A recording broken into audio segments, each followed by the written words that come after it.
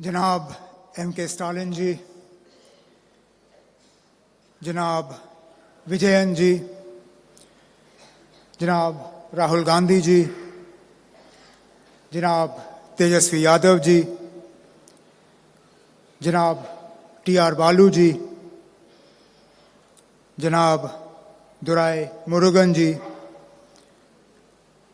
मोहतरमा कानिमोजी Karunanidhi Saiba, dignitaries on the dais, assembled ladies and gentlemen, Vanakkam and Adab.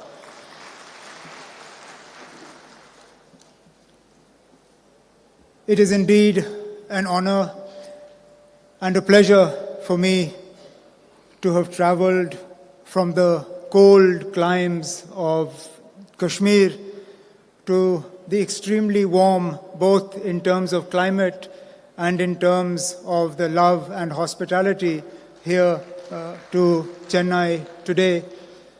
Srinagar, just to give you an idea, had snowfall 2 days ago. Last night, the temperature was -2. Today here in Chennai, I arrive and it is 35 degrees. So you'll understand why it's a little on the warm side. But more than the temperature, I'm here because of the warmth that exists in your hearts, and particularly in the heart of our host, the Honorable Chief Minister of Tamil Nadu, Shri Stalin ji, and I'll come to that. But first and foremost, I would like to congratulate him for the release of his autobiography, One Among Us. It is indeed an apt title for a book written by someone who has shown that he is indeed one amongst you, one amongst us, one amongst the people of Tamil Nadu. And he's not there by virtue of name. He's not there by virtue of inheritance. He's there by virtue of work. He's there by virtue of commitment. He's there by virtue of a track record. You don't become one amongst us because you are born to a particular family. Being one amongst a family opens a door for you, but it doesn't keep the door open. You become one amongst us, you become one amongst a people because the people identify with you, because the people reward you for the work that you have done, they reward you for your struggle, and in that there is no doubt that Chief Minister Stalin ji has struggled. He started, if you go through the book, and I obviously do not understand the language that it is written in, but I have had parts of it explained to me. He started not only at an extremely young age. I thought I and Tejashwi perhaps started early. But in the book I see that the Honorable Chief Minister started at the age of 13, and that too at the very grassroots level in the Assembly constituency, from where he then fought and won his assembly election. Not only that, he struggled through detention. I have been detained more recently than he was, but 1 year of an unjust detention in jail is also something that adds to that struggle. It adds to building that character. And then, of course, his commitment to social justice, his commitment to empowering the people of Tamil Nadu, to ensuring that development reaches to every corner of his state is perhaps best exemplified and best explained in the recent victory of the party he heads, of the DMK, in the urban local body elections in Tamil Nadu, which the party swept and swept in such a resounding manner that even as far as Jammu and Kashmir, we were reading that the DMK made inroads into parts of Tamil Nadu that traditionally had never voted for the DMK, but voted for the first time, this time for the DMK, looking at the commitment of the party to social justice, to empowering people. And that, I believe, is why when he chooses the title of his book, One Amongst Us, it is not an exaggeration. It is something that the people of Tamil Nadu, through the use of their vote, have shown that yes, he is considered one amongst you, one amongst us, one amongst the people of Tamil Nadu, and therefore I would like to congratulate him for this book and hope that he has a long and successful political career, so that politicians like to write in volumes. We don't like to write just one. So this, I hope, is the first volume, and over the course of a long and illustrious career, we will have many opportunities to release Volume 2, Volume 3, Volume 4, and so on and so forth. So there will be many more volumes of the book. Now I come to another reason why I am here. In times of adversity, one knows who one's friends are. The people of Jammu and Kashmir, myself, my father, we went through a period of adversity that we could have seldom imagined. I don't think any of us thought that we would see what we did on the 5th of August 2019. And that's when we woke up to who our real friends were. Because a lot of people who we thought were friends were silent. A lot of people who we thought would speak up at the unjust way in which Jammu and Kashmir was treated, said nothing. A lot of people who we had great, close personal relations with, not only were silent, but were actually complicit and supportive of what happened on the 5th of August 2019. Yet as far as Tamil Nadu is from Jammu and Kashmir geographically, the way in which the voice of Janab Stalin Sahab, of his colleagues, of the people of Tamil Nadu was heard by the people of Jammu and Kashmir, criticizing and condemning what was done to the people of Jammu and Kashmir, the way in which we were detained, the way in which we were locked up, the way in which the constitution was completely dismembered, is something that we will never forget. And that is why I am here, not only in my personal capacity, not only on behalf of my father, but on behalf of the people of Jammu and Kashmir, to say, Stalin Sahab, thank you very much. Thank you. Thank the DMK. Thank you to the people of Tamil Nadu for your friendship, for your support. And all I can say is that we are an extremely small state. We are an extremely small political party. We are very far from where you are. But if there is ever a time when you need us, if there is ever a time when you need us to speak for you, to speak with you, to stand with you, we will be with you, come rain, come snow. We will be with you, shoulder to shoulder, to show that, as you proved, a friend in need is a friend indeed, and this is something that we will never forget.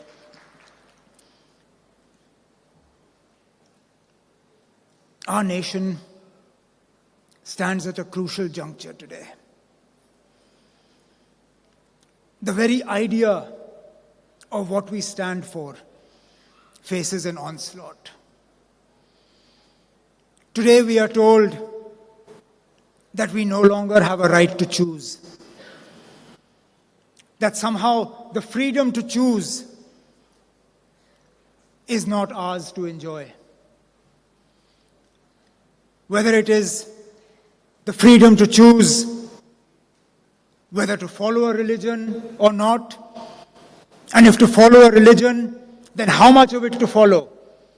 Even that today must be dictated to us. As an individual, I believe that it was my right to choose. As a Hindu, I should be able to choose whether I want to wear saffron robes or not, whether I want to sport a tilak or not. As a Sikh, I believe that it is my right to choose whether to tie a turban or not. As a Muslim, I believe it is my right to choose whether to wear a cap or sport a beard, or wear a burqa or a scarf or a hijab. Because that, as an individual, is between me and my God. Yet for some reason today in this country that we call India, that choice, that freedom is to be denied to us. The freedom to choose what language I wish to speak, whether I wish to speak to my people in Kashmiri, in Urdu, in Hindi, in Tamil, in English, Somehow I am being told that that choice, that freedom, threatens the idea of India. How I choose to dress, whether I wear a veshti, whether I wear a kurta pajama, whether I wear jeans or a t-shirt, that somehow that choice, that freedom, that offends the idea of India. But to my mind, it is that very freedom, that very choice, that is the idea of India. The diversity of India. The diversity of India, north to south, east to west, that allows me to choose where I live, how I live, what I eat, what religion I follow, what I wear. That is the idea of India. And if that choice is taken away, then that idea of India is being taken away from me. And it is that idea of India that we must protect. India that we must protect. India is too large a country for some homogeneous idea of India to prevail on everybody. It is a similar onslaught in the idea of what allows the government of India, how you govern a country as diverse as India. India as a federal unit is enshrined in our constitution. Yet there is a continuous onslaught on the powers of the state to decide for themselves what is in the interests of the people of Tamil Nadu, of Kerala, of Jammu and Kashmir.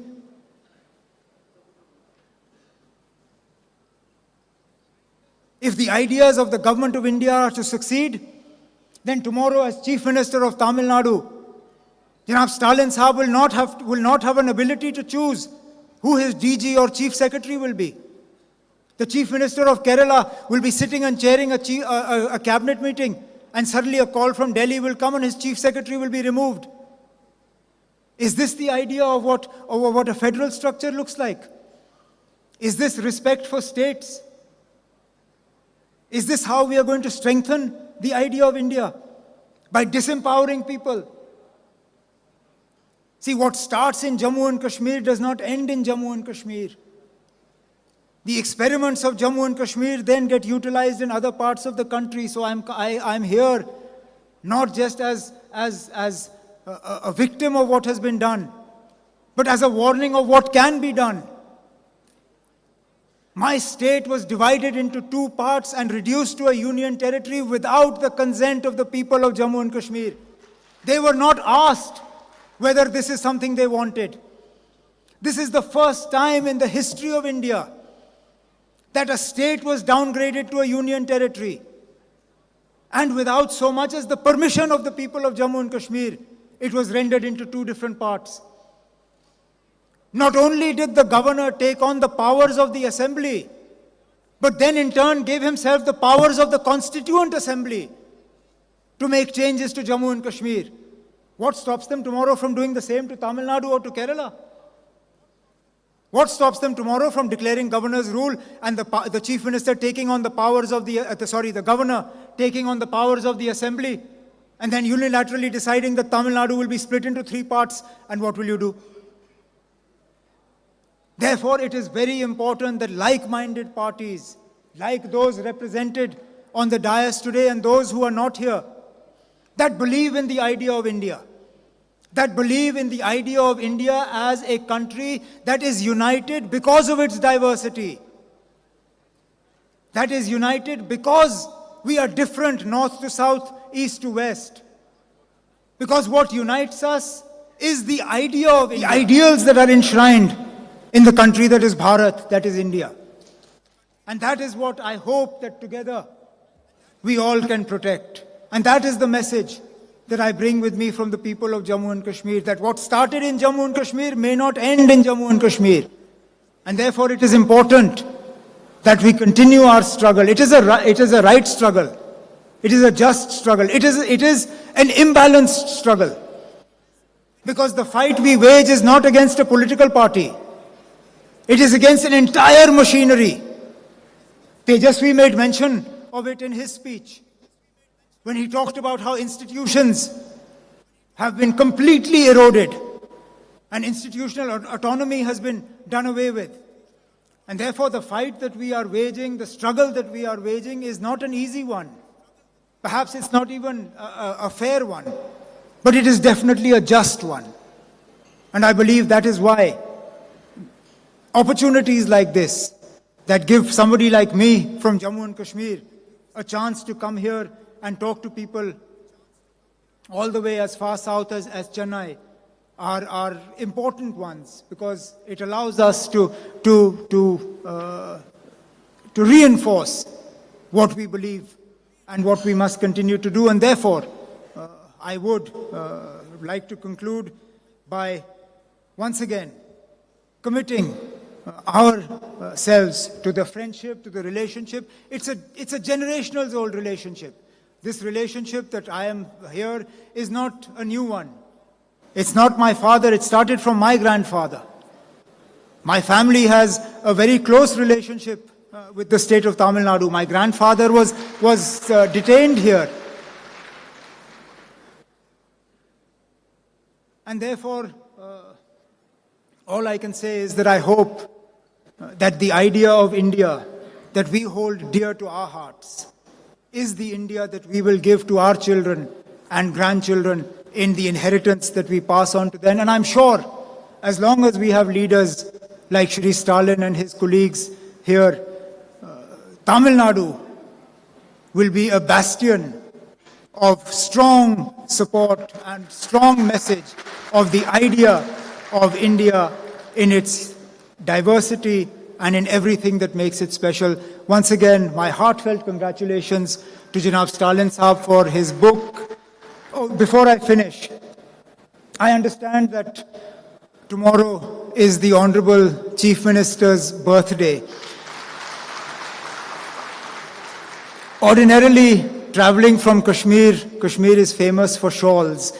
But shawls can only be used in very cold climate. You don't have cold climate here.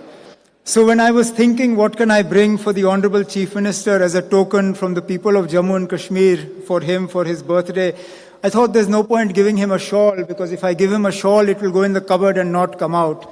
And therefore, I have brought a very small carpet from Kashmir as a symbol of our love and our affection for the Honorable Chief Minister, which I hope he will accept. And I look forward to one day welcoming Shri Stalin also to Kashmir so that we can have a similar function there. Thank you all very much. Thank you. Honored with your presence and such an intense special addresser. Thank you so much. கழகத்தின் பொருளாளர், இயக்கத்தின் மூத்த முன்னோடி